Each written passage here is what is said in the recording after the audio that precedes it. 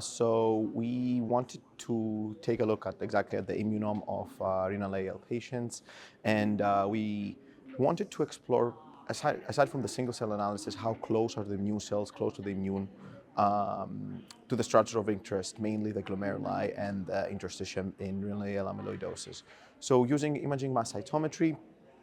we did take a look at 45 AL cases and 17 control cases. 10 were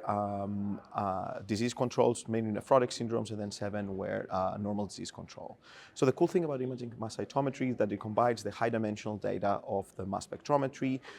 with the ability to look the cells under the microscope and determine the spatial relationship with areas of interest.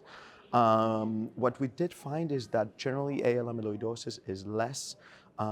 immune-infiltrated the biopsies than disease controls, which was a finding that we expected given the fact that most of the disease control were nephrotic syndromes, which are known immunologic diseases, and we did expect some high immune infiltrate. And the second thing that we found was that T-cells are very high infiltrative in AL amyloidosis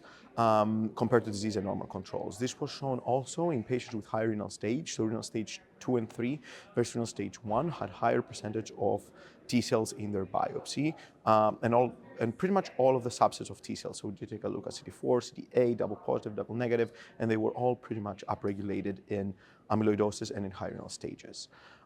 We did take a look at a specific marker, which is the HLA-DR positive T-cells, which are cells that are also coexisting with CD38, which is the drug of daratumumab. So HLA-DR positives were also increased in AL amyloidosis versus disease and normal controls, and the CD38 marker potentially